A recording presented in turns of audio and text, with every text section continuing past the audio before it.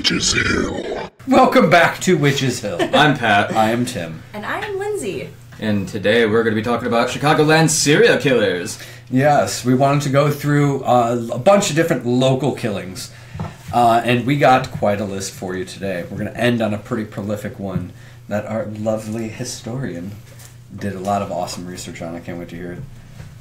I'm excited. So, okay, the first one that I wanted to talk about, flipping through it. This one's just got a bunch of like random. Now it's got a bunch of hearts on it. Oh my god, I was totally lying and I saw one. Yeah. Aw. First one we're going to talk about is Marilyn Lamack. The day was March 4th in 1999. Marilyn, who was a surgical nurse, was suffering from severe depression and was going through the process of divorce from her husband David. And this one happened in Naperville, actually. Okay. So it's fairly local. Very. The doctor who was treating her reported that a few days prior, she claimed to be feeling better. However, after this, she claimed to see her husband with his new girlfriend and realized, and I quote, she and her children were no longer the most important thing in his life, and she was going to free him of that responsibility. End quote. So, yeah. What the fuck? Well. Mm-hmm. Wow. So she started with Emily and Thomas, who were 6 and 3, respectively, giving them Ativan and then smothering them while their older brother Nicholas, who was 7, played downstairs after returning from an after-school activity. Marilyn then came downstairs and told Nicholas that his siblings would not be joining them for dinner. She then made him a bagel with crunchy peanut butter and crushed up Ativan and proceeded to smother him as well. Jesus. What the fuck is wrong with people? It gets better. She then laid the boys in their own bed, and she put her daughter in her bed.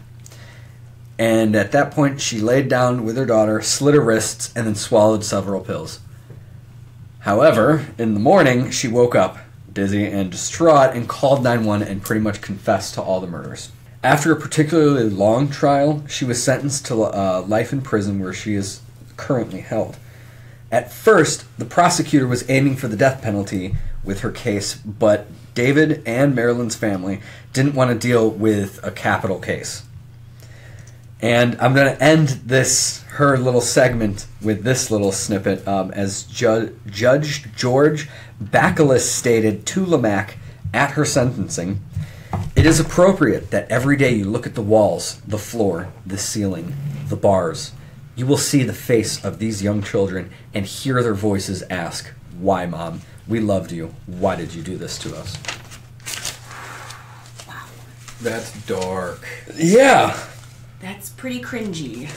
And just for the people who are watching, I'm not that evil of a person to smile through all of that. You can thank the lovely Matt Judd behind camera, who's operating certain things. He showed teleprompter. He showed me that in the middle of you saying all that, so I started smiling. That looked so bad. Yeah, that gave me a very bad... Well, some of these murders that are coming up, they don't get better. Some of these are going to get pretty fucking graphic, let me just say. Yeah. The next one that I'm going to talk about, and I'm going to go, since we started in 99, we're going to keep moving forward. This one happened in 2006. Now, this one has always been kind of a big thing with me. Because this is a personal one. This is someone that I grew up with. That I knew personally since I was a wee lad. It's not me. It's not Pat. But I didn't know you since I was a wee lad. We're going to be talking about Betty Whitten. This happened in St. Charles, Illinois, I should say. It was approximately 11 a.m. on April 3rd. Authorities received a 911 call from 25-year-old Rachel Whitten, who told police that her mother had threatened and attempted to kill her with a kitchen knife. She had then been able to escape and fled to a neighbor's house. However, her oldest sister, Nakiambi, which is coolest fucking name, it's Swahili for first daughter. That is a very cool name. I know, I was like, that is cool. She was not so lucky. The 34-year-old was born with cerebral palsy and was mentally and physically disabled. So she was unable to defend herself as her own mother stabbed her 3 times in the chest and dragged her body to the car. She then mailed a letter to her church and took off to downtown St. Charles, where she parked on the road near the Prairie Street Bridge. And she contemplated suicide. It was at this time that an officer noticed her car on the road and approached it, thinking it was disabled. Witten then hit the gas and plunged over a short wall onto the bike path below, flipping her car in the process, and sustained minor injuries. The police recovered the bloody knife from her car and were told that she believed Nakayambi was being abused and that her husband had been unfaithful. A short clip of the letter she mailed wrote that she, quote, "Can't believe Erston would sacrifice me and my girls. Well, guess what? I'll kill them myself and we'll drive into the Fox River." End quote. Not long after her arrest, she was declared mentally unfit to stand trial, claiming that demons had caused her to do what she did. In June of that year, she filed for divorce and after was committed to a state mental health inpatient treatment facility. That sentence is a mouthful to say. Until she was able to stand trial. That day would come in March of 2008, where she pleaded guilty but mentally ill to second-degree murder in exchange for a 20-year prison sentence. She was also eligible for parole after 8 years, which she did get. She is out. She does live local. I don't want to say where. And yeah, that one's always hit home because I knew the entire family since I was a fucking kid. That's crazy. That is a fucking crazy one. Small world, dude. Like, did you pick up on any signs? No. Like, nothing was out of normal, it's just kind of like... Her husband was an elder in the congregation. Okay. It was the church I went to when I was a kid. Mm-hmm. And, so, like, he was, like, the leader, like, one of the head guys. Never saw this coming. It was just like, what the fuck? That's absolutely crazy. I mean, sometimes people just kind of, snap. We're going to move on from that. Because now we're going to be talking about this one. Okay. I'm just going to say, this one I thought was pretty fucking brutal. We're going to be talking about Elżbieta Plakowska. This as well happened in Naperville. What the fuck, Naperville? And this happened in 2012. I don't know if I've heard this one. I'm going to start off with a quote from DuPage County State's Attorney Robert Berlin. "I've seen a lot of violent things in my 30-plus years as a prosecutor, but I'd be hard-pressed to find another case equally as violent as this one." This is... I'll say this now, because it's pertinent to the story. Elżbieta Plakowska killed her 7-year-old son and a 5-year-old girl that she was babysitting. This girl's name was Olivia. I heard this. I heard about this. You know this one? Yeah. This one is fucked up. Now, it was October 30th, 2012, and she was at the home of Olivia's mother, who worked nights as a nurse. This is Olivia, again, the girl that she was babysitting. Elżbieta ordered her son Justin and Olivia Dworakowski to kneel on a bedroom floor and pray. She then commenced stabbing Justin 173 times and Olivia 94 times as the two children begged for their lives, striking them again and again while claiming that they were going to heaven. After the slayings, she then stabbed the two family dogs 7 and 14 times each. This part pissed me off. This part pisses you off. I mean, all of it's fucked up, but it's like, they were wiener dogs. Why would you stab you wiener dog? I did! Holy shit! And it's a giant penis. Anyway. Photos of that, if you want to see that, go to our Instagram at Let's Talk Horror. Yeah, at least, you know, we use some humor to break the tension of that's a really fucked up thing that just happened. Yeah, really fucked up. I'm like, whoa. Okay, this continues. Now, still covered in blood, with scratches on her hands, Elżbieta drove to a Catholic church and, finding that it was locked, left a message that she had done something bad and needed help. She then went to a friend's home where her adult son was staying and claimed that she was robbed At the same time, Olivia's mothers came home to find it locked, and not seeing Elzbieta's car, phoned police. After forcing their way in, they discovered the grisly scene, with blood splattered all over the walls and the children's bodies, Olivia on the bed and Justin on the floor, with stab wounds on their head, face, neck, and back. Both of their necks appeared to have been slit. Investigators found a blood-stained knife in the sink and another in Elzbieta's car. She was immediately taken into custody and charged with first-degree murder. At first, she told a story of an intruder entering the home while she smoked a cigarette. Then that she was battling the devil and trying to get evil out of the children. Finally, she claimed that she lashed out in anger at her husband, who subsequently told police that she had told me she loved me the day before the murders. She was sentenced to natural life in prison, so she will never get out. Holy You said cow. natural life in prison? That is how it's worded, natural life, and I think what that means is like you will essentially you will die in prison. Good. I've seen Oh, that wording okay. recently. You know, and I looked her up in the state correctional facility, and you can see what these people have been charged with. She has been consistently charged with something since going to prison. There are like at least 20 different charges on there, some fairly recent. So she is. I mean, I guess I could see why if you're gonna die in prison, you're not getting out. No. I guess why not? But like, fuck. She's just really not behaving. No, she's not happy. I mean, could make it things easier on her in her life behind bars if, like, you're not so rough, but Yeah. at the same time, I mean, I don't know what it's like, so I can't really rightfully say. So, I mean, it could be circumstantial, but at the same time, I'm not trying to be like, oh, she's a nice person. No, I'm just saying, like, I don't know the actual situation. I mean, either way, that's fucked up. You stabbed a kid almost 200 times. No, she's It's fucking so- insane. It's- I know, after reading that one, I was just like, oh. Imagine being the God. person to, like, count each and every single one. What if you, like, lose track? I would lose track after a while. Yeah. It'd be a lot. Like, please don't make me recount that. Just write down too many. Yeah. Too right. many. I mean, Overkill. Yeah, seriously, double tap like fuck. this is... Yeah, I guess. Now, I have one more that I looked up. This one is fairly recent. This is actually an ongoing case. Hey, repeat her name? The last one? Yeah. Elzbieta Plakowska. I feel proud that I can pronounce that just because I'm a Polak.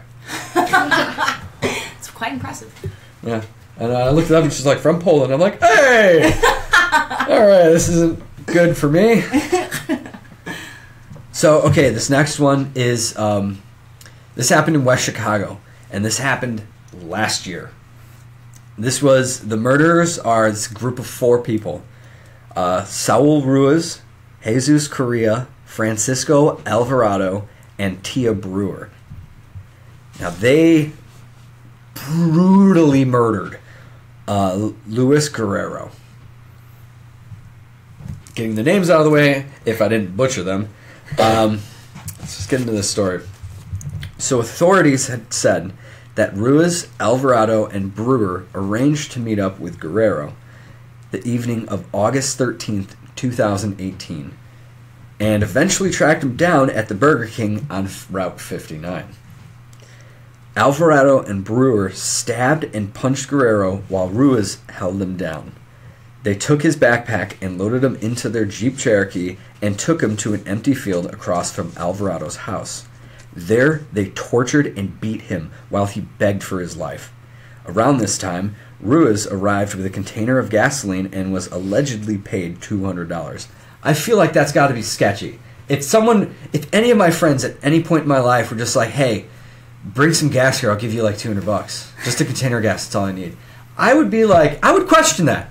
I'd be like, what do you got going on tonight there, buddy? Yeah, why do you need gas? Why do you need me to bring it to you? Yeah, why are you paying like 3 times what it's worth? I would like to add, all the people involved in this are 18, except for Tia Brewer, who was 16. Now, it is also claimed that Ruiz got in a few shots before leaving the scene. So he pretty much was just there and gone. Brewer, this gets really fucking brutal.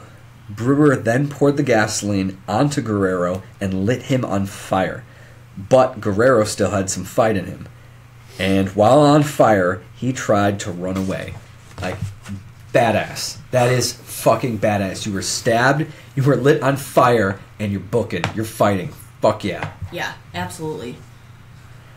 Now, unlucky for him, though, Alvarado and Brewer ran him over with the Jeep, brought him back to the fire pit, and lit him on fire again. As they left the scene, they covered the fire pit with a picnic table, where it was found a few hours later by the fire department performing drills. Alvarado and Brewer were arrested in a Chicago motel attempting to flee. They also were in possession of the victim's belongings, as well as a bloody knife and a screwdriver. When questioned about the motives for such a heinous act, Brewer claimed that this was an act of retribution because Guerrero had sexually assaulted her while they were dating previously. Alvarado, however, claimed he just went to buy a phone from him when the knife was pulled, and it was all an act of self-defense. Now, all four of them are still currently in trial right now, which you did some of that research up. Yeah, I couldn't find... Well, I was able to go to, like, the DuPage County court records, but for Tia and for... I can't remember who else. I think it was Alvarado. I believe so, yeah. There was nothing on them. So I don't know, maybe they got transferred. I don't know if... Maybe they're just being tried separately, so they're taking their time with it. I mean, Right. This is a fucked... And she's also a minor, too. So, I mean, Exactly. her process might be different. I did read in an article that she was being tried as an adult. Oh, okay. I mean, considering the I mean... smoldering body the fire department found. Yeah. Yeah, absolutely. Clearly, this case and all the information that we know right here is everything that's just known publicly. We'll find out more, and I guess we could report on this later because this is a fucked up case. Well, and I know that I think Alvarado's court case is August 21st, and then one of the other I think the other court case is like August 9th or something of this year. So Okay. some new information will probably come out within the next couple months or so. So Yeah, we'll see. yeah. Time will tell. That's a really messed up case. I don't even know what to think about it. Yeah. It's overkill regardless. That is It's a fucked brutal up one. overkill. It really is. I mean, especially with Alvarado claiming this was just basically self-defense because dude pulled a knife. Well, why did you light him on fire? Why did you go through all that steps? That's not... Once it gets to that point, it's you're past self-defense. Right. Yeah. Right. That's premeditated fucking murder. Mm-hmm. You. Ugh. Bruce Vedston writes to us, because we're also recording this for the podcast.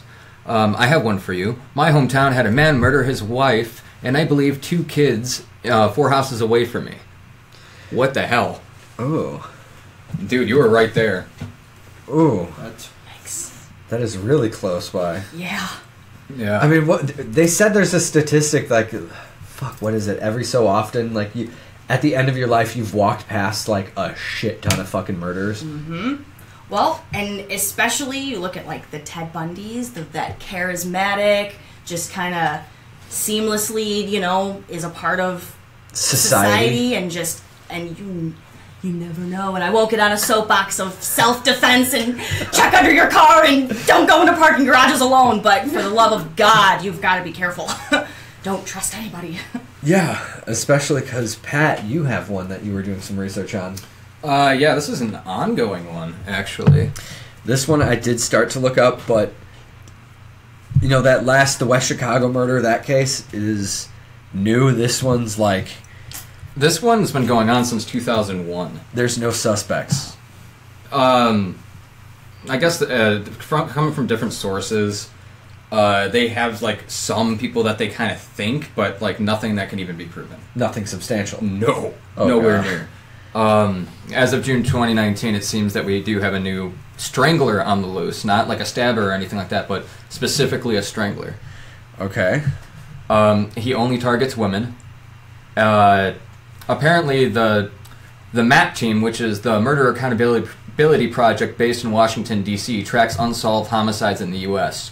Using an algorithm that they managed to track down 51 strangulations cases that had yet to be solved in Chicago, mainly on the west and south sides of Chicago between 2001 and 2018. I am not surprised. I drive for Lyft in Chicago, and those are the neighborhoods that shit gets sketchy. That's why I have a dash cam. Oh, is that why you have a dash cam? You guys all know that story. I'm not going to get into it now, but it's a funny story. It's a funny story, but it's like, Do it. How about this? Will you tell the viewers the story if they make it to the end? Maybe. Maybe. It's a roll of the die. That's a roll. Everybody of the die. heckle him. Where's the 20-sided? The similarities in this case, the victims were all women. Almost all the victims were found outside in a public place. Roughly 76% of them were black, and around 75% of the crimes had a clear sexual component to it. This comes from the analyst Thomas Hargrove, who is also the head of MAP. Okay. So his word is pretty substantial than just like a detective or something like that, I guess. Okay. Someone up there is just like, Yeah. there's some kind of connection between all of these. Yes. The I can't even say that word. Algorithm has been used to solve murders and crimes in other cities. After about 1,000 cases of the investigations, Hargrove found similarities in 51 of the cases. Okay. And they all were in Chicago. So there's a very good chance that we got a serial killer walking around. Mm-hmm. Wonderful. And I found this little tidbit from WGN9 Chicago, and it goes as I quote, "We honestly don't understand why it's not already known that some of these are connected killings," Hargrove said at a recent hearing. He later explained that, back into the quote, "Inability to recognize serial murder is a universal problem called linkage blindness." And that was found on WGN9 News. Okay. So this is just something that the media just doesn't want to report. I mean, I guess I get the thought process behind that, because you don't want panic to set in. Mm-hmm. But that's such a lame fucking excuse. Well, and you don't also want copycats either. I know, because see, that's the thing is as these things are covered, there's people are fucking crazy, and people are going to look on this differently than say you or I will. But they are investigating the deaths of Kira Coles and Shanti Bryla. I think I'm saying that last name right. Bryla.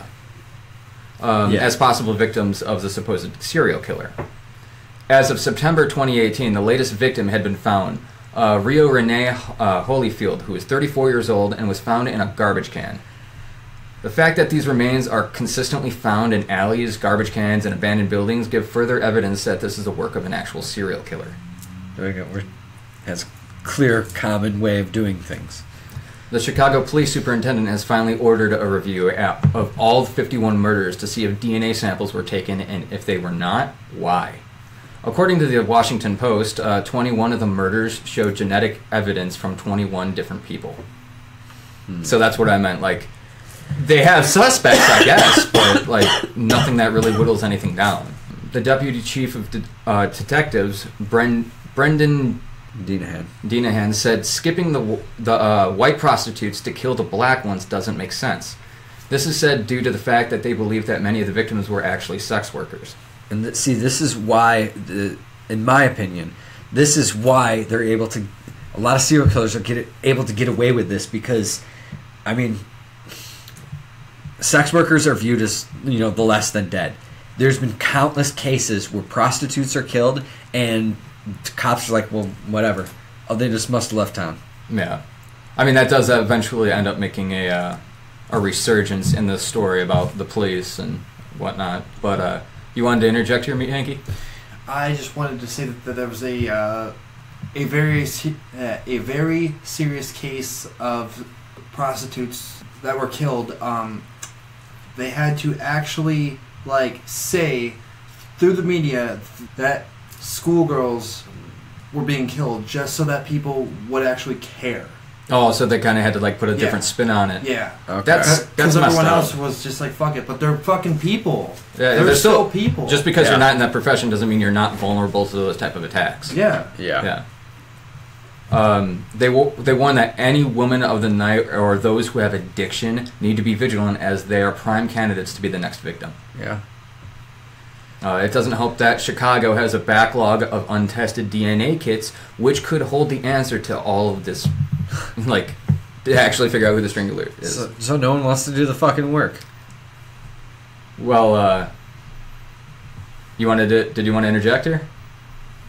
I heard something somewhere that said that only like very, very few cases of like crimes are actually solved with DNA.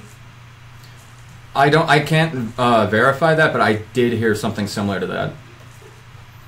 If you didn't hear her, she was talking about the verification of using DNA to solve crimes is not the highest as we would like. Yeah. Yeah. Back in 2007, they found the body of Theresa Bunn, who vanished on a Monday and was later found later that day, but could not be identified until Thursday. She was strangled, naked, and stuffed into a dumpster. She was 8 months pregnant. Oh, fuck. Yeah. She was also covered in a flammable liquid and set on fire. Oh, fuck. This kind of reminds you, the remains were so destroyed that they had to rely on dental records to confirm that she was who she was. Shit. However, the police had a new victim between Monday and Thursday during that day of confirmation. Someone else was killed in a similar fashion. Firefighters discovered Hale Lewis's remains in a dumpster after being called to put out the dumpster fire. So the exact same way, strangled, naked, thrown into a dumpster and set on fire. But they were both also African American, and they were each found just within a few blocks of Washington Park on Chicago's South Side. Huh. Yeah. It was then that they acknowledged that it could be the actual work of a serial killer. At the time, they thought it was just a sole suspect.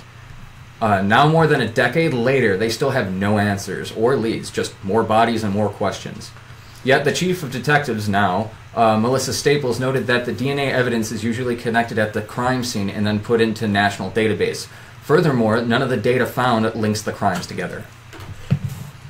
Even still, the Chicago PD spokesperson said that this is absolutely no information to suggest that this is the work of a serial killer. That was dated back in 2007. I have no idea what you showed him, but he's giggling in my ear. I haven't made a sound, and I did very well containing myself. I know you. You didn't see what he wrote. No, I didn't, because I didn't want to get derailed, but I derailed myself here. The operator of our teleprompter is the son of a bitch. He's a douchebags. Just a little bit. Just a little bit. It's like, oh, he's focused? Let's show him a penis. No, it wasn't a penis this time. It was a sentence. Oh. Yeah. I want to read it later.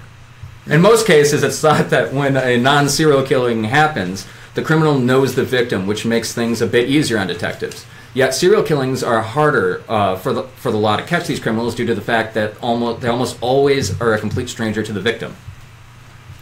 In a 16-year window, 24 closed strangulation victims had been found with no leads. 51 unsolved cases, which led to a 30% clearance rate. The national rate is at a 59%. So saith the FBI. Saith. I wanted to I literally had to make my computer write that for me. In 2013, a familiar case reared its ugly head when 20-year-old Amy Martinez was found by firefighters, strangled, set on fire, and dumped in a dumpster. As you can guess, yes, this is still an unsolved case, just like all the rest. A reporter from the Chicago Tribune was noted saying that when it came to the community, the citizens feel as though the Chicago PD aren't doing enough to solve this themselves. Figura said, the neighbors would say the police never even came. The Chicago PD did not give a response, making you wonder why. If the community is scared shitless of this killer at large, don't you think that they'd actually use give the community a little reassurance from their so-called police department? Like, calm the people down. This has the citizens wondering if the police are actually being willfully ignorant of these crimes. Which it really highly seems. Yeah. Due to the fact that these bodies are all over the city, detectives are now playing with the idea that there's a tag team killing going on. Which is even scarier. Yeah. But that pretty much brings my whole thing to the end. It's an ongoing case. So if you have any information, or if you're the dude doing it, turn yourself in. A wag of the finger from Witch's Hill, that'll get him. That's a no-no. Oh, That's a no-no. shit. I really learned my lesson. It's like, oh, shucks, I don't like fingers. It's like, Pat fingered me on his birthday. You knock that off right now, mister. No. No, you don't do that. way. Not you, Guillermo. Not allowed.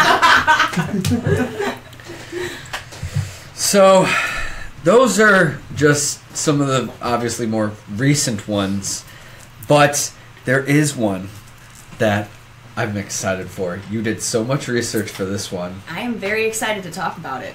Let This- me tell ya. This is a big heavy hitter guy. Yes. So, I'm going to talk about the case of Richard Speck, which should be more of like a, I don't know, hot name around here, not in like a good way, but this was a pretty big deal when it happened, and I feel like our generation just has no idea, but it's infused in a lot of current pop culture, so I figured this would be a good one to disseminate to the public, so I will dive right in.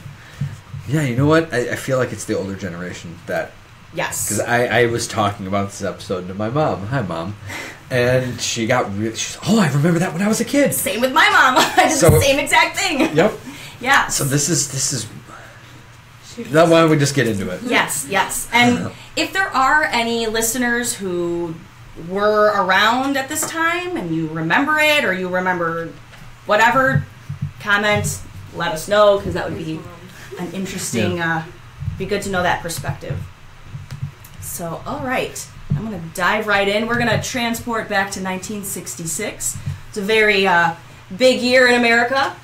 So on July 13th and 14th, between the hours of 11 p.m. and 3:30 a.m., 8 student nurses were murdered in their home.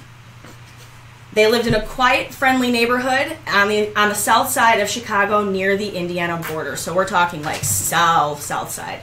The exact address was 2319 East 100th Street. And they were student nurses at the nearby South Chicago Community Hospital. And two of the victims were exchange nurses from the Philippines. And I'm just going to run through the names of the victims real fast.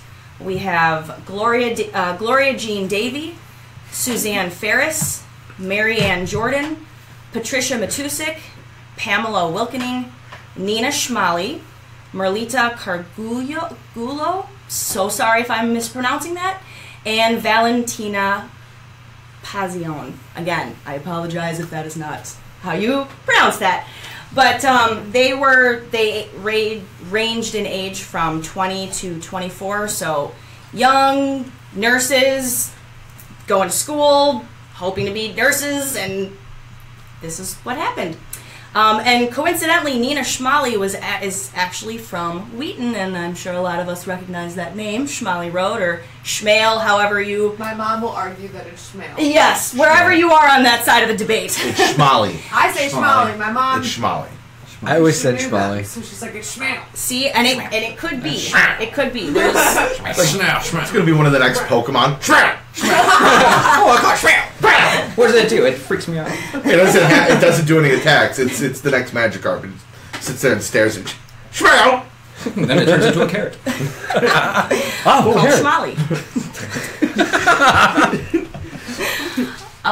So and this Nina Schmally, we're gonna continue just saying Schmally because it's fuck you. easier. And she is of the Schmally family from Wheaton, and in one of the newspaper photos, which at the end of this episode we will post all of these photographs that go along with this case. She had a Schmally Road street sign in her bedroom. Fuck yeah. Yeah, so there's the evidence right there that she used the Wheaton. So it's local in that it's Chicago, but it's also a little bit closer local because she's from Wheaton. So, okay, so here's the good stuff. 11 p.m., 24-year-old Richard Speck broke through a screen window on the front of the townhome, and this was an end unit, and it was multi-level. Okay. And he entered the apartment. And at this point, there were only 6 girls home, And they were all in their rooms in bed, and one girl requested to leave the light on that night. But I guess it didn't help, did it? Because sometimes the lamp doesn't always protect you. No. And the fortunate thing about this case is that there was a surviving witness. So we get a lot of details that some cases we don't have the privilege of knowing. So there are 3 bedrooms on the upper floor. And initially, all the girls were in their own beds, and the witness was in the same room as the other exchange nurses. So the witness, she was also a Filipino exchange nurse. Okay. And her name was Cora, or Corazon. She heard a knock at the door, at the bedroom door. She got up, opened the door, and she was met with a pistol pointed at her face. And the gun was attached to a tall, lanky man over 6 feet, with pronounced cheekbones and severe pockmarks on his face. So really bad acne in the past, so his face was just... Before he even started doing things, he was already kind of, Need moisturizer. Yes, yes. A lot of it. Oh, yes, a lot. He motioned for them to get up, get out, and go into the bedroom all the way to the back of the apartment. And so the nurses scurried down the hallway into the back bedroom and tried hiding in the closet. He entered the room behind them with 3 other girls, and eventually all 6 girls were on their knees in a row. Since they were nurses, they had received training at the hospital on how to calm patients down, which I found this really interesting. So they tried keeping him calm. They were talking with him, they were joking with him, keeping the conversation light. And he sat down on the floor with them, smoking cigarettes. He was extremely charismatic, had a smooth southern drawl. Originally, he was from Western Illinois, but he grew up in East Dallas, Texas. So that's where that kind of southern drawl came from. He spoke in a soft, calming voice and reassured the nurses he wasn't going to hurt them. He was just going to tie them up, and that he needed money to go to New Orleans. And that's pretty much all he kind of told them. So they emptied their purses and gave them all the money that they had. And so at this point in their minds, they've got him kind of calm. He just, maybe he's just a robber. Maybe he just has the gun to kind of, Because they don't know shit. They have no idea what's going on, exactly. So they're like, all right, we're trained for this. Let's keep him calm. We'll give him whatever money we have. He said he's not going to hurt us. He's just going to tie us up. So they kept calm as well. But then he began methodically using a knife to cut strips from the bed sheets. And as each strip was cut, he draped it around his neck. And it was about 11:30 by this point, and Gloria Jean Davy had just gotten home. So all of these girls, this was like a dormitory for the student nurses, just, so they all lived together.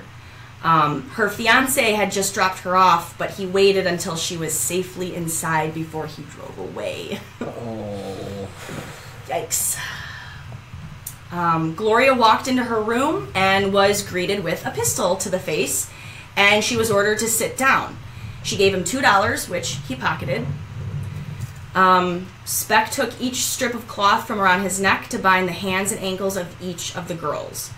Each time he tied a girl up, he placed the gun on the floor next to him. And he was apparently very calm while doing all of this. I mean, he was not, in some cases when, it's a murderer's first time, they're nervous and they make mistakes or whatever. And he kept his cool. He was very calm, which I think that's what kept the girls calm, too. Yeah. He picked Gloria up and carried her to one of the lower bunks.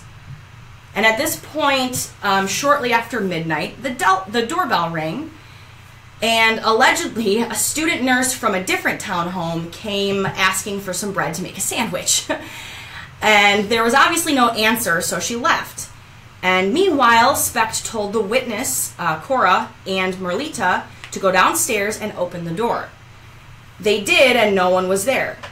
Which, in my mind, why would you not run out and... Yeah. You're at the door. Yeah. Is he still upstairs? Yeah, he's still upstairs with the other girls. I mean, okay, maybe they're just worried about what if they leave. Is that going to make him mad? Is he going to do something to the rest of them? Right. I mean, that's a selfless thing to do to stay, but Yes. fuck, I would. Yeah. I mean, sometimes you're better help like getting help from somebody else. You know. It's like putting the oxygen mask on your face before you put it on your kid's face. That kind of concept. Yep. But, so it's frustrating at the same time, but yeah, you understand that kind of motive. Maybe they don't want to leave a fallen comrade behind. Yeah. So eventually all 7 women were tied up in the upstairs bedroom, and this included Patricia, Pamela, Nina, Merlita, Valentina, Corazon, and Gloria Jean. Speck then cut the ankle ties on Pamela and led her from the bedroom. Reportedly, Pamela spit in his face and threatened that she would pick him out in a lineup. This apparently enraged him, and he returned alone to the room after 20 minutes. So, and what I'm gonna do is I'll talk about what was happening, and then I'll flash to what the cops found for that specific victim. Okay. So Marianne Jordan and Suzanne Ferris returned home around this time, and they came upstairs and into the master bedroom where Speck and Pamela were, and they heard Speck say, "You two, come here." They tried running from the room, but they didn't succeed. So Pamela, Marianne, and Suzanne were found in the northeast bedroom of the townhome. Pamela had been gagged and stabbed through the heart. Suzanne had been strangled with a white nurse's stocking and stabbed in the neck and back. She lay in a pool of blood. And lying beside them, face up, was Marianne. She had been stabbed in the eye, the neck, and the chest. A piece of torn bedsheet was clutched in one hand. And Suzanne and Marianne had been stabbed 20 times each, and their bodies were covered with a blanket. Jesus. Yeah, so that torn bedsheet clutched in her hand, it's so telling of, just what was happening, and she was trying to struggle. That's really messed up. Yeah. And then the other girl being strangled with the nurse's stocking, it's just like, wow. So Speck returned. He untied the ties on Nina's ankles and took her out of the room, and he was gone for 30 minutes. And while he was gone, the remaining girls frantically attempted to save their lives and hide. Because at this point, when the girls aren't coming back with him, they are like, oh, okay, this is a whole different situation than what we were hoping it was going to be. Yeah, they reached the event horizon at that point. Exactly, right. Yes. So Nina was found in the front bedrooms with her wrists still tied, her nightgown pulled up to her breasts, and her legs were spread apart. She had been strangled with a strip of bedsheet, as well as stabbed in the heart, and it also appeared that her neck was broken. Oh. Yeah, I don't know exactly what happened with that, but her body was on the bed, and her head was covered by a pillow. Bad times all around. Yeah. Oh, yeah, and it gets worse.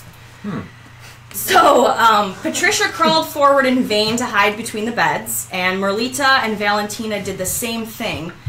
Cora managed to slide beneath Gloria Jean's bed. Her head stuck out slightly from the bed, but it was good enough of a hiding place, and she waited. And this was the witness. While he was gone, she was able to turn her body lengthwise beneath the bed. And when you guys look at these pictures, they're not big bunk beds. I mean, these are very, very small beds. Like singles? Yeah. Okay. Moments later, she saw him coming back and dragged Valentina across the floor as she remained in her sitting position. And he was extremely methodical and very calm about this. It was almost like, all right, well, time to do the chores for the day. We're going to go vacuum the car. It was very just, this is normal for him. A few minutes later, he returned, walked to the beds, picked up Merlita, and carried her from the room in his arms. Once again, the witness heard screaming and then silence for another long 20 minutes. So not only is she she's in the situation, she's hiding, but she's hearing that silence had to have been even more terrifying than like the screaming, because Yeah. You You know know. what happened. exactly. Valentina and Merlita were found lying on the floor of the other front bedroom. Valentina's throat had been cut and she was lying face down on the floor, and lying on top of her was Merlita's body, and she had been strangled and stabbed as well. He came back, untied Patricia, and led her from the room, and the witness heard him say to Patricia, lie down here." Patricia's body was found with her legs protruding from the upstairs bathroom, so kind of spilling out into the hallway.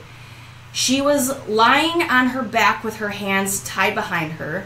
She had been strangled with a piece of bed sheet, which had been double knotted.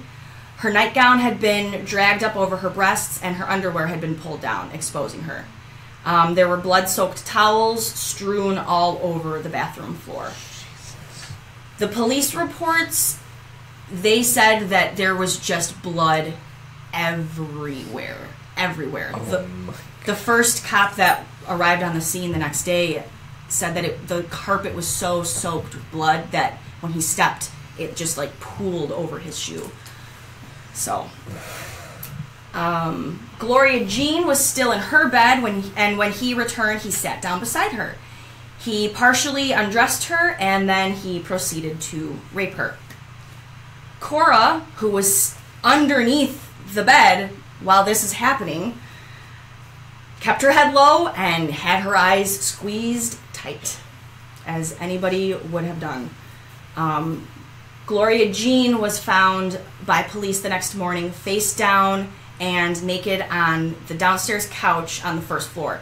Her hands had been bound with strips of white and purple cloth torn from her shirt, and around her neck was a strip of bedsheet, and she had been raped, strangled, and sodomized. Police found the buttons from her blouse strewn about the staircase. So before he had even gotten her into the living room, he was already tearing off her clothes, and, yeah. Wow, that dude fucking snapped. Oh, yeah. Yeah, he did. Oh, yes.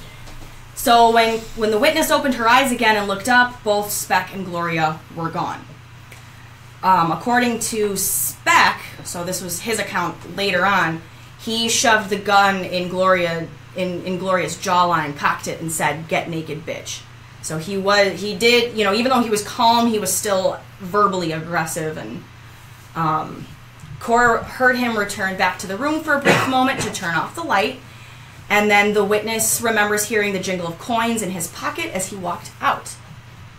Cora remained under the bed, silent, for at least another hour and a half.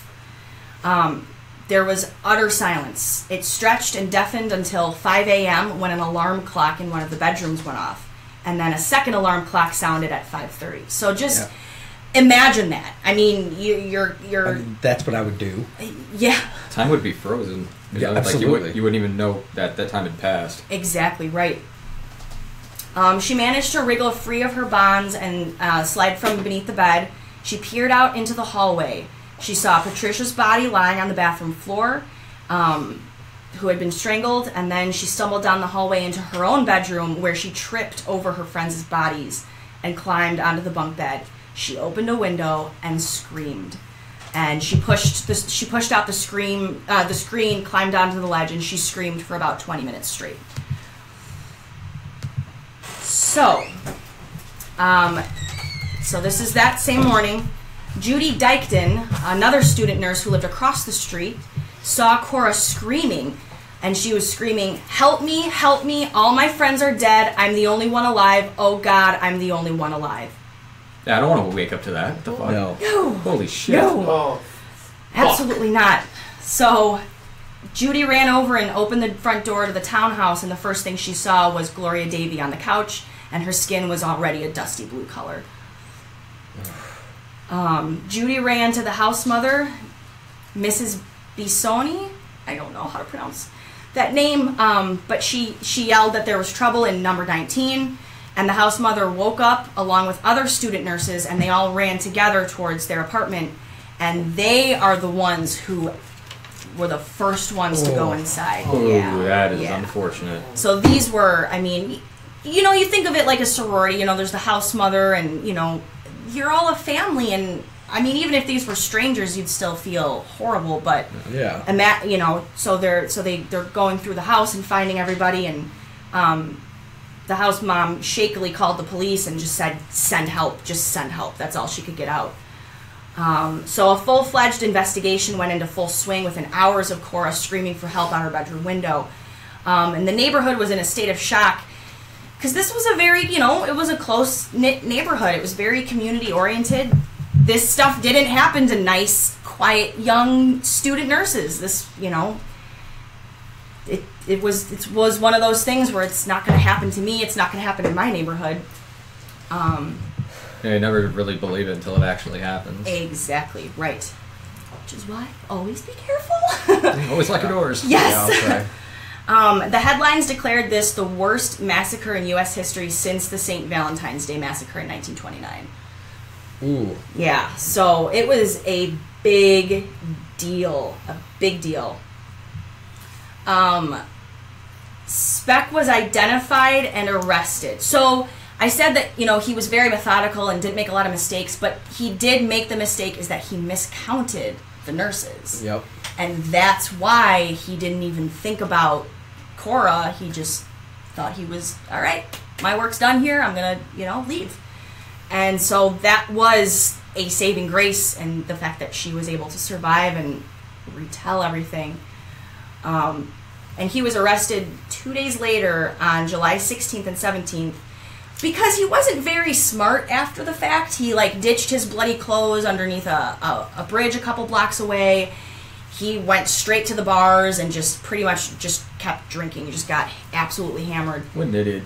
Yeah, and he did have a drinking problem. I mean, it wasn't like, oh, I feel so bad about what I've done, I need a drink. I mean, drinking amongst other problems. Yeah, right, exactly. I mean, that was drinking like if someone just got off work and just wanted to have a beer. Yes, absolutely. Oh, that's unsettlingly creepy. Yeah. Yes, he drank with 2 men, and one of the men noticed, they recognized him from the police drawing in the newspaper, and so that's how they were able to get him. So there were a lot of... So after that, the trial they were going to do the trial, and then his attorney, well, we can't do it in Chicago because there's too much bias, so we got to move the case to Peoria. So they moved the case to Peoria. And it wasn't until April of 1967 that they finally got Cora on the stand to do her witness account, and then they convicted him that same month. So in one of his confessions, he admitted that the night before the murders, he had been drinking heavily and had been on drugs. He had reportedly taken 6 Redbirds, or goofball pills, according to the newspaper, which I know those are street terms. I don't know what exact pills these were, so if anybody knows what this, please let us know. What is the goofball pills? Yeah, what are Redbirds? And he took 6 of these. Apparently they fuck you up. Yes. And then one of the men he had been with that night had also given him an injection of speed. Oh. And according to Speck, before the needle left his vein, he felt a zoom, and his teeth began to grind and gnash. So he was pretty fucked up. Damn skooma users. Exactly. But he also later confessed that, because people said, well, you were on drugs, was this because you were on drugs? And he said, I could have done this just as easily sober. So it wasn't even a factor. And I feel like, I've never actually, I feel like with people who are, I don't know, if it was just a drug-related thing and you're not in your right mind and all of a sudden you come to and realize what's happening, I don't know, it would have been a different outcome, I think. Yeah. Okay. So he was found guilty on all 8 counts, and they recommended the death penalty, but in 1971, that's when the death penalty laws changed, so they gave him life. They gave him 1,200 years in prison. Whew. Yes. Wow. So, back to kind of what you were saying, you know, why should I behave in jail when I'm here for the rest of my life? And that was exactly his attitude. And I guess there is a video that was put out in 1988. I've seen a little bit of this video. It's pretty fucked up. It's pretty, yeah. Just Google it. I don't have the link on me, but just Google it, and it shows Speck in probably his 40s. Jared Edgar says that Redbird might be meth. Okay, all right. That would not surprise me. Not at all. I mean, they used it in World War II, right? Like in trenches and stuff. I believe so. They gave him some type of drug that was like a pain. I know tolerant, morphine was used a lot as a drug. Maybe that's what I'm thinking of. But I mean, they used to put cocaine in cough syrup, so I mean, it's very possible. It was in Coca-Cola. Yeah, exactly. So when he was in jail, he was considered a queen bee in jail. Mm-hmm. And there is video of him performing oral sex on the other inmates, shows him doing lines of cocaine in jail, and he's quoted as saying, you know, what do I care? They put me away for life. I mean, who cares? But was he doing coke off other prisoners' dicks? I actually think that might have been referenced, but I didn't see that in the video. He really didn't give a fuck. Didn't he take like estrogen pills or something like that? Yes. So he developed some sizable boobies. Yes, he did. Gynecomastia. It puts the old man from Jaws to shame. Yeah. It was he smuggled in hormone injections, and he started a transformation into a female. And some of the psychologists associated with this case, because he definitely had a Madonna whore complex where, you know, a woman is you can only love a pure woman, but you cannot have sex with her. But you can only have sex with a prostitute, but you can never love a prostitute. That's what that means, that Madonna whore complex. Probably Norman Bates, like think Norman Bates, that kind of thing. Oh, okay. Yes. So it's said that they think that it's possible that perhaps he maybe wanted to try and, I don't know, make up for his crimes by objectifying himself and putting himself through that female objectification. That's not fact, that's just a theory that's out there. And he was at Statesville. That's where he was. No shit. Yeah, and he died of a heart attack in 1991, and he was 49. Isn't Statesville in Joliet. Yeah, okay. Yeah. So he was actually in there at the same time as Gacy was, we found out. yeah, that's right. Oh, Yeah. really? Mm-hmm. Wow. I wonder if they ever talked. I wonder if he ever blew. Very, very, very possible. You would wonder that, wouldn't you? I mean, Gacy had all those like stag parties. What stag? Was he doing it to beat the Nazis? No, this isn't the World War II episode. Rubbish. Anyway. So I'm almost finished this up here. Just a few more like fun facts. This isn't like fun stuff, but while he was in jail, he hid jars of raisins and that he fermented into alcohol. Raisin wine. So I thought that was kind of interesting. Okay. He grew breasts. He wore silk panties. Did he look good in them? You know, I'm not gonna eat. No, he didn't. No, he did not. Let me think about this really quick. You didn't tell me you had pictures of him in knickers. It was in the video. Oh. Google it. Yeah, everybody Google it. Everybody has to see this video. Post what you find. Speck and silk panties. He's just modeling. He's on the cover of Vogue. Jail today. In jail today. So he admitted that he didn't feel bad about the murders, and his explanation was that it just wasn't their night. Wow, what a fucking dick. Yep. Damn. Yes, indeed. Wow. So he did not... What a fucking prick. So, and he did... When he came back from Texas to Illinois, he went back to his hometown, and he broke into a 67-year-old woman's house. He talked very soothingly to her, calmed her down, tied her up, gagged her, raped her, and then stole from her. I don't believe he killed her.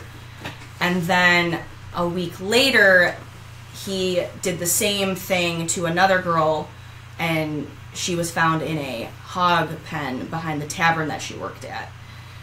And then he went to Chicago, lived with his sister for a while. He was a seaman on a ship, and while he was looking for work, he would visit a lot of the bars and met up with this one lady, and he ended up doing the same thing to her.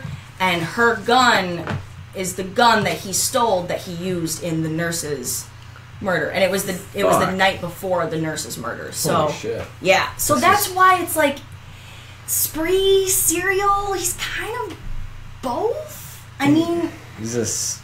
Yeah, because I mean, it all seems like it happens really quickly. He ramped up really fucking fast. Right.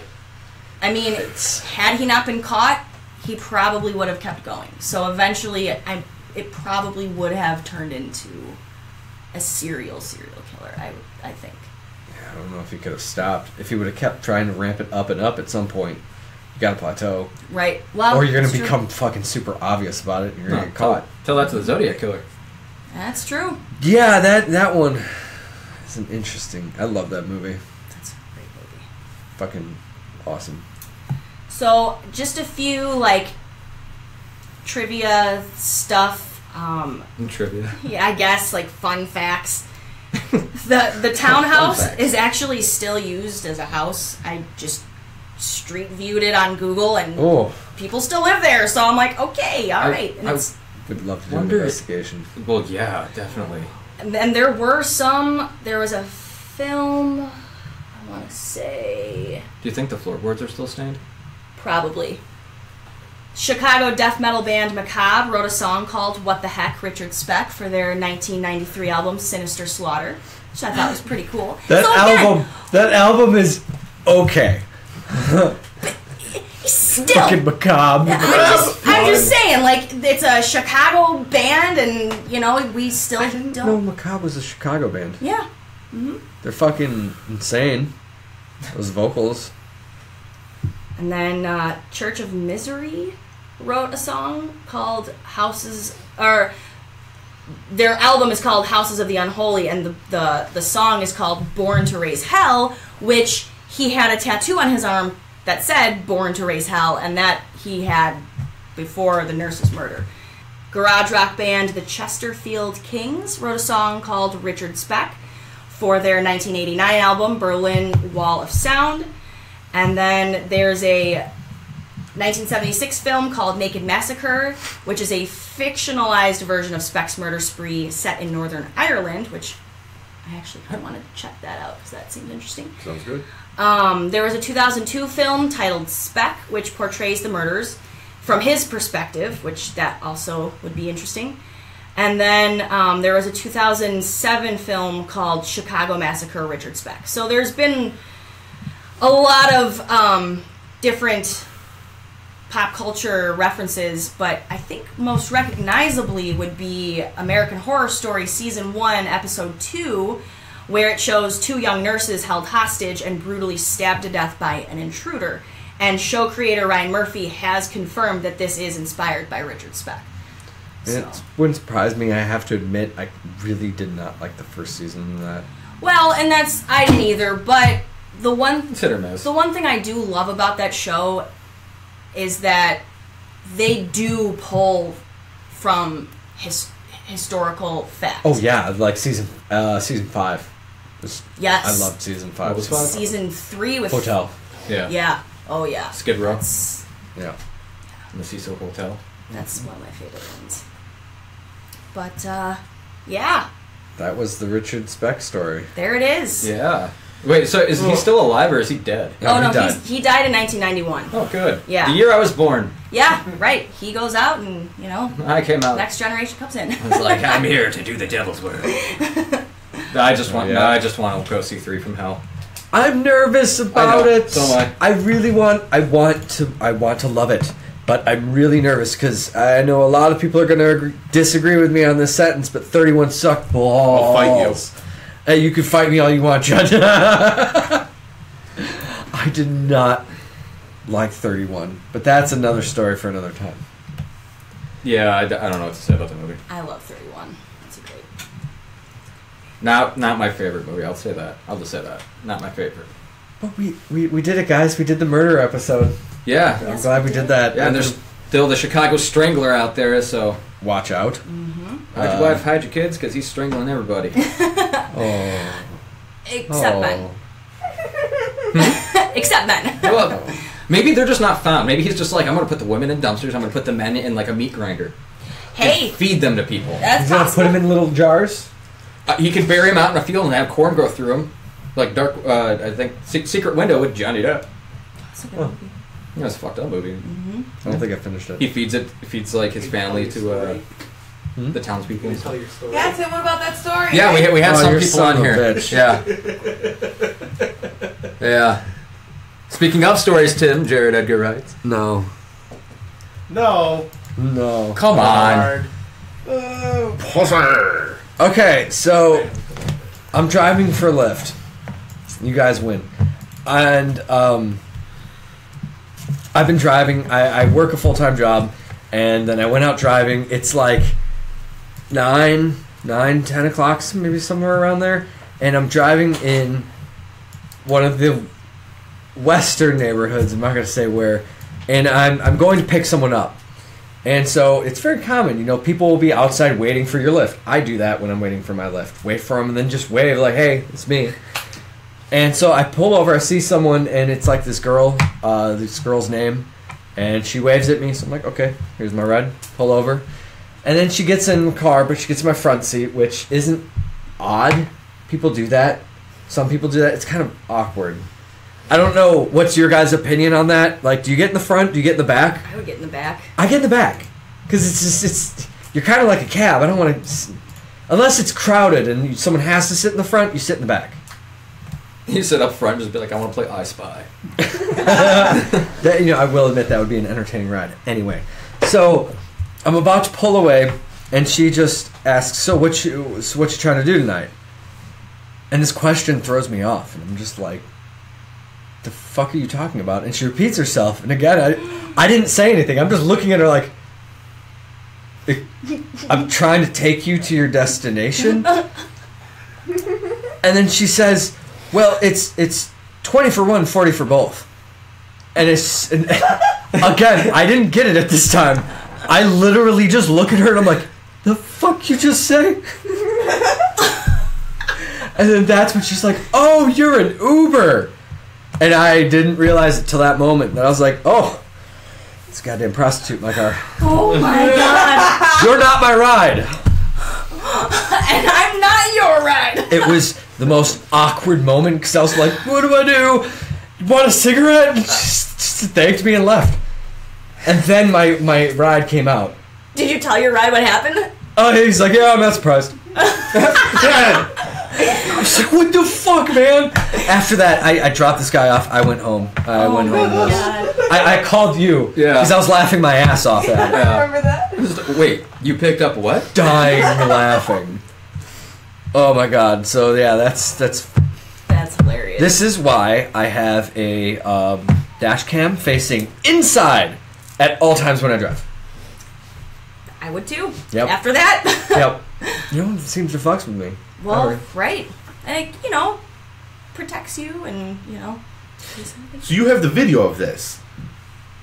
It might actually. See, the thing is, when I drive with it, it's constantly recording. Yeah. And I haven't uploaded anything, and once it fills up, it just starts recording over. So I don't know if it's cycled over or not. When was this? This was a while ago. No, it's probably. How big is the SD card? Do you know? I don't. You should check. It might be on there. Wouldn't that be great? Because if it's not like, you're recording you at just 1080p say or to me? something. Yeah, if you have it like recording in like 420p or something like that, it's not going to take up that much. But it also depends on how big the drive is. Yeah. I almost want to do an episode in the future on like Lyft and Uber murders. like the creepy shit that happens. That's the shit that's gonna terrify me because I do that. Anyway. Well, This That's a was dark hole that we're going to be venturing into, and I'm not paying you for both. As long as you're not a douche and tip. You got to tip. You just want the tip. Tip your Lyft drivers. God damn it. No one does. People should. Anyway, we're getting on a tangent. Little bit. As always, like, subscribe, follow, click that bell, stay notified. And until next time, we'll see you Wednesdays at 6 o'clock. Yes. Yes. I have to go drive for a Lyft tomorrow. I'm not looking forward to it now. Do you? Bye! Bye, peoples. Witch's Hill.